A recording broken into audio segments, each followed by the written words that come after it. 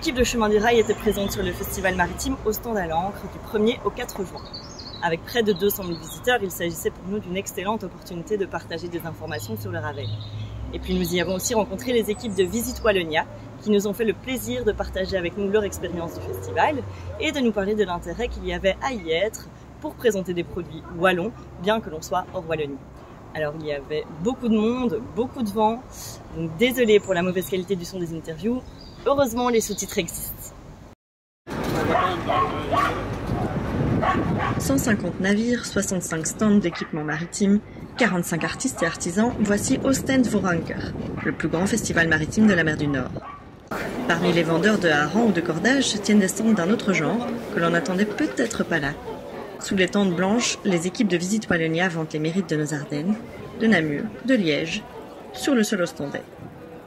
Évidemment, on a envie de toucher un maximum de personnes néerlandophones, mais pas que, qui sont intéressées par des escapades, par la découverte de différentes choses. Donc le fait qu'ils viennent à Ostende pour Oostende-Vooranker prouve déjà que c'est des gens qui sont intéressés d'aller visiter différentes choses, et donc pourquoi pas la Wallonie.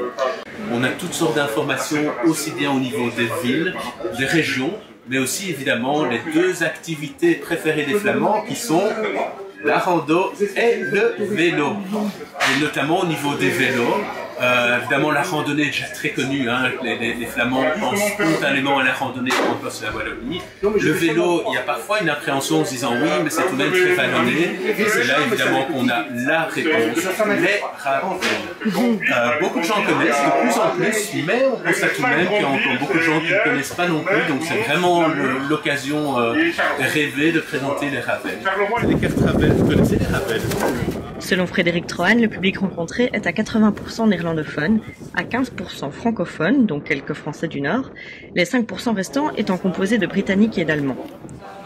Au stand du pays de Herve, cependant, ce sont les francophones qui sont les plus nombreux.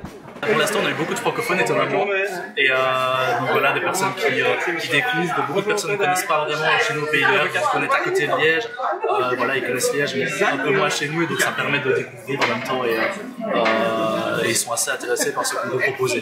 Et vous proposez quoi du coup? Alors donc on propose notre plan touristique avec les différentes choses à voir et à faire, et alors également on a un beau plan vélo et avec le Ravel de la ligne 38 qui traverse tout le territoire sur 42 km.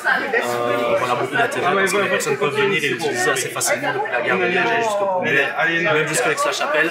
Ça intéresse beaucoup les personnes de venir pour cette raison-là.